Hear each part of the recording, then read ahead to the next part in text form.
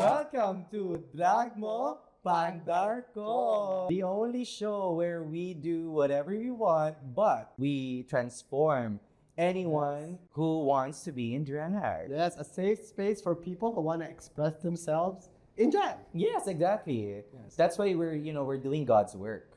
This Yeah. is God's work. This is God's I work. forgot your Jesus Christ. No, I'm not Jesus. No, we don't want to go there. And we have a special guest today. Yes, who's willing to be our victim. Victim? Yes.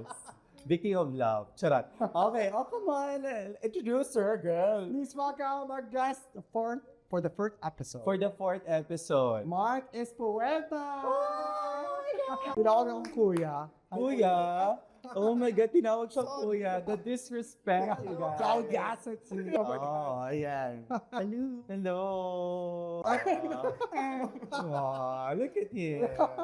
Oh, Mark, can you introduce yourself to us? How old are you? Are you from? Napakabait na bata. And all the... I'm Marcus Puerta. Mhm. I'm a graphic designer by profession. Ooh. I also do art. I'm an artist. Oh. Kung hindi nga na itatanong. Hindi na nga kami nagtanong, di ba? Yun na nga. I'm 34 years old from Bacolod City. 34 years old? My God, you're like so old. Ayan, but no, actually, you're not very young. Yeah. Oh, sige. Compliment yun, ah. Oh. Well, I heard... Niya ako, may ako sa audio ng comment. Talaga ba? Mayan ka pa niya. Hindi ako sanay. Well, Mark is my friend and a recent friend. You know, we just met this year. But in the small time that we've been together, I Yes. discovered You discovered? that he's actually dreams of doing drag. Ayan. He dreams of Yes. doing He drag. hasn't done it before. I think you should consider your dreams. You know, you should reconsider it. Yeah. Yeah. Not all dreams are meant to happen. Papatayin na ko yung tatay ko. Tell us more about it. Yes, tell us more about it. Yeah, I really want to be, I want to be a drag queen talaga. As in, I've been watching Drag Race like since 2019. Parang lahat talaga. Since season 6 or something, 8 siguro. Pinapanood ko siya all the time.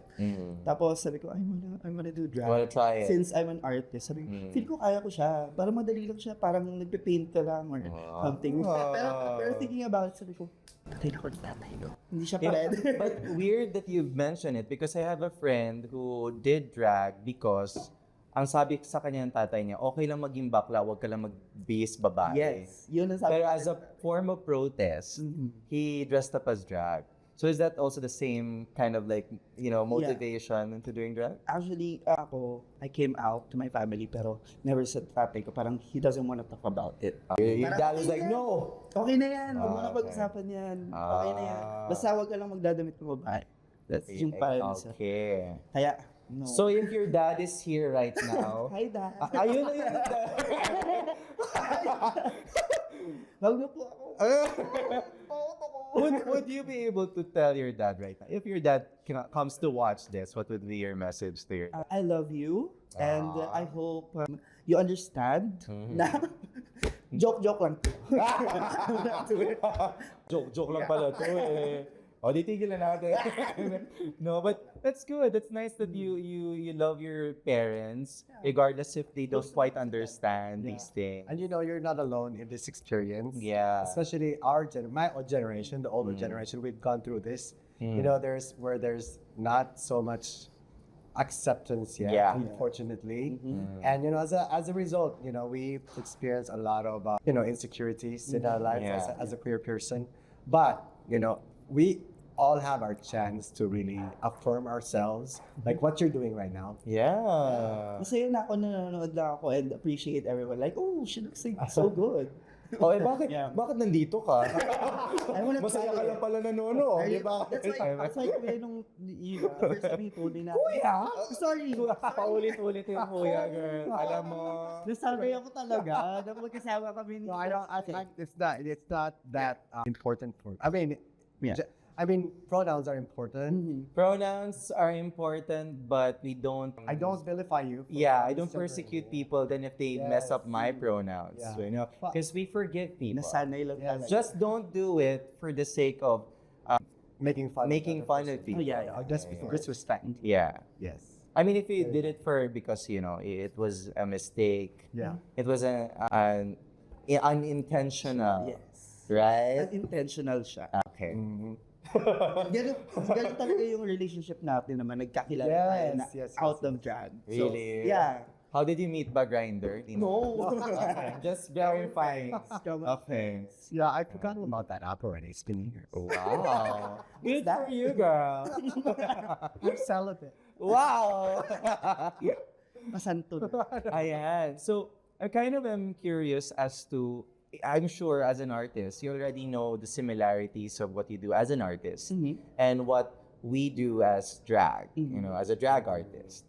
But what exactly do you feel like you're scared about? Or are you scared into being put into drag right now? No, I'm not. You're not. Yeah, I'm excited. Oh, she's excited, y'all. But did you know that drag is a crime? Oh, is it not a crime? It's not a crime pala. It's not a crime. Oh, but are you aware of Drag is a crime. being drag as is drag political? Do you agree drag is political? It can be. It can be. It can be.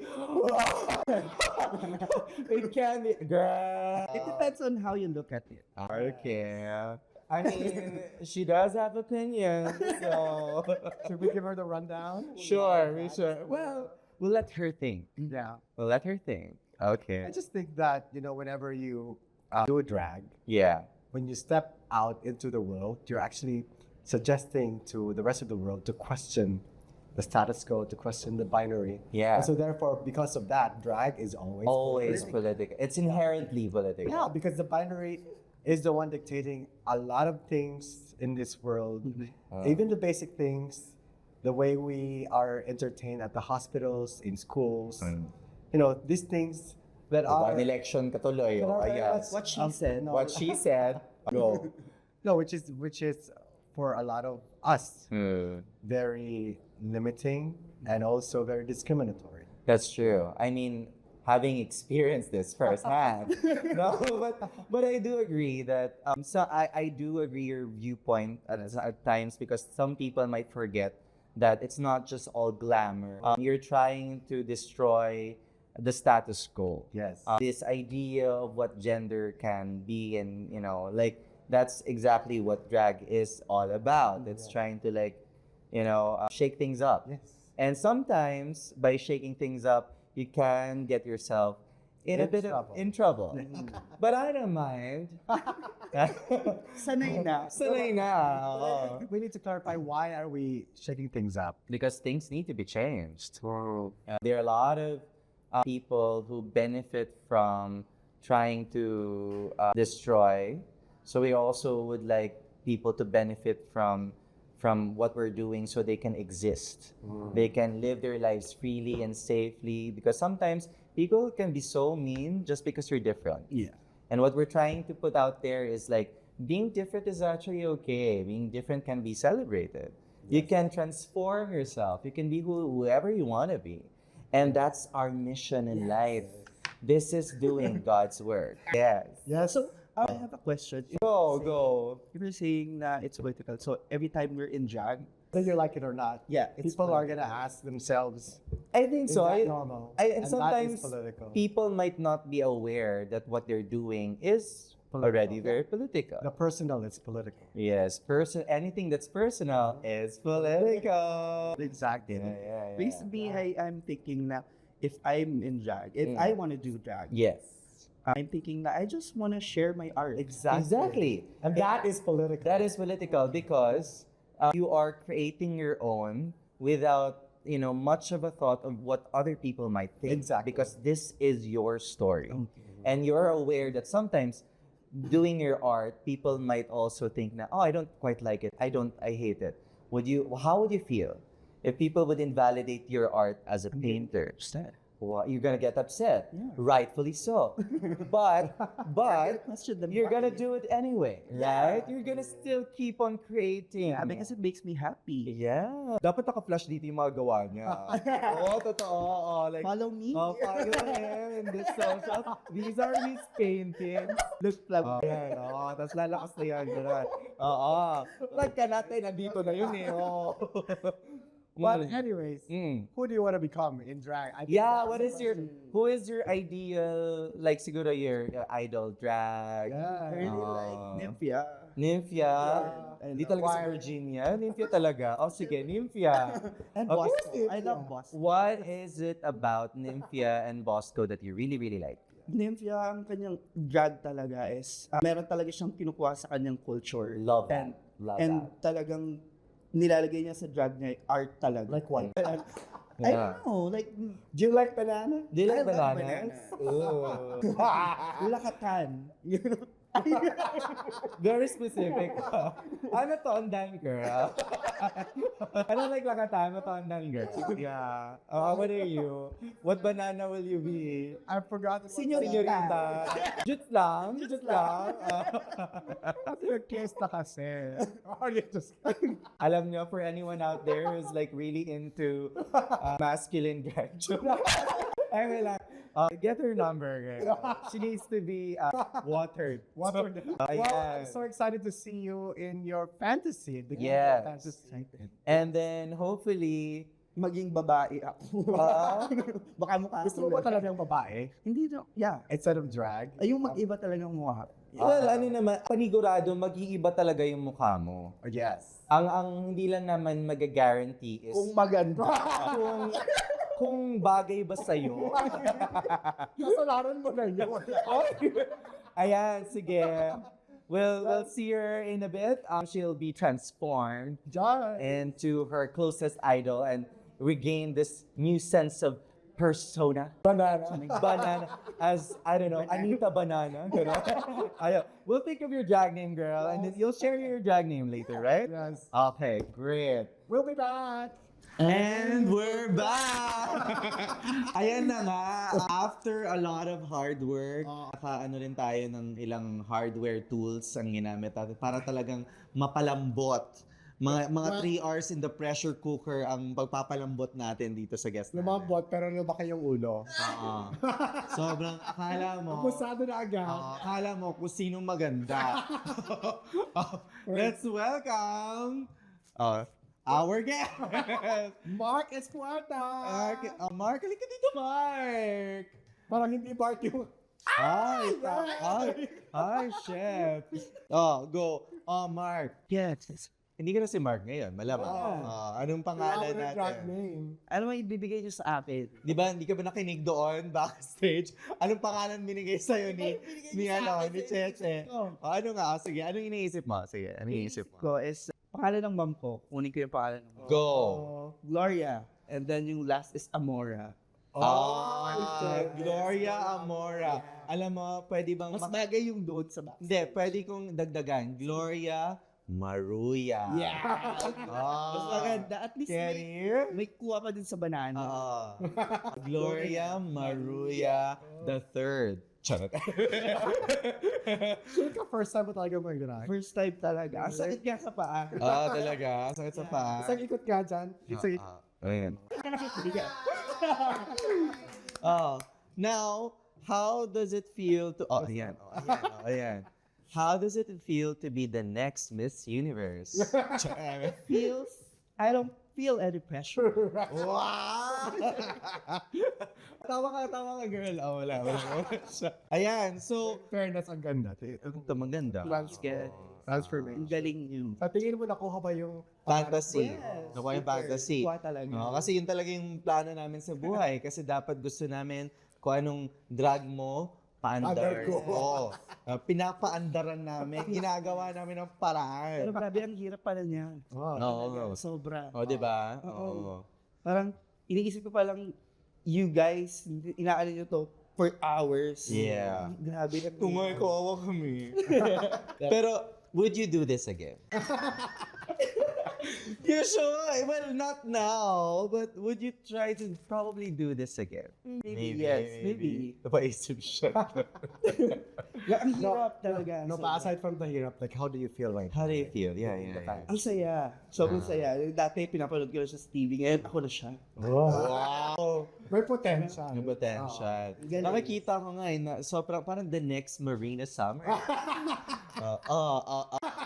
Sorry. No, go lang. Oo. Magaling na naman ang sabi ko. Pa ako yung daughter mo. Ayun. Oh, that's nice. Yeah, well, what's your name again? Sobrang take. Gloria Maruya. Work. Work. Bakit nga pala yung isa? Ano yung original na? Gloria Amora. What's Amora? Why Amora? Amora means love. Because I want my drag to just exude. Wow. Actually, you can stick with Amora din naman. What I like about drag din naman kasi, you get to choose the name if you try to embody it as far as you can. Because a lot of drag queens also change their names, right? Yeah. Yeah, Oo, yung go. iba nga parang from sumali sa Drag Race and then pagbalik nila, iba na yung name. Correct. Yeah. So you have that It's freedom. evolving. It is. Because you have the power to be who you want to be. Exactly. Ganun lang because yun. Drag is A crime. Di ba? Tama? Nag-agree siya. take away ko dito. Oo. Yung mic natin. Ay, okay. Naririnig naman. Oo. Pero dating puti. Magamit pa mo. Wala pa yan. Pero maganda ka. Maganda. Oo. Ka. Alalahanin mo, masakit man, pero maganda ka. So, tingin mo,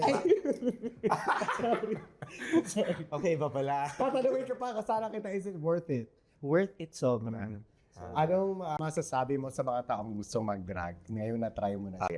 Mga taong Gusto mag-drag. grabe yung patience nyo, grabe yung dedication. No, I mean sa mga taong gustong mag-drag. Gusto mag-drag. Oh. Katulad mo dati. Well, try nyo, wala namang masama na i-try siya. And maybe, Parang napilitan ka yata. Try nyo. Wala namang masama. hindi, Sige na nga. Oo. Pero kanina reklamo siya, masakit daw sa paa. maybe siya, pero there's no harm in trying. There's no harm in drag. Yeah. There is no there is no harm in Yeah, but we want you to actually feel the fantasy. So we'll take a video of you like Yes. making a runway out of this corridor. Ayan. Willing, go. Oh. Okay, bagong lahat. What is pride for you? Pride is everyone. Like yung sinagot mo kanina. Bakit sinagot ko kanina? Bakit ka sumagot eh? Pride is everyone. Pride is love. Yun pala, at the end of the day, pride is palakpakan natin si Gloria Amora Maruya. Actually, tatlohin mo na. Go. Gloria Maruya Amora. GMA. Gloria Maruya Amora. Si GMA pala Yes to eh. Yep. I am sorry. Anang nipya win. O, di ba? Hilaw pa kasi siya, kaya siya green. Ganun yun eh, di ba? Dilaw niya. Baka, give it some time, magiging hinog din siya. Well, anyways, for those who want to be in drag, Yes. like Gloria Muria, Yeah. you can message us on IG, on Instagram, Puro Loco Vega, or Virginia_please. Correct. Like, just reach out to us and call our names and we'll be there. All right, and for her first runway performance, we present to you yes, Gloria Maruya Amora!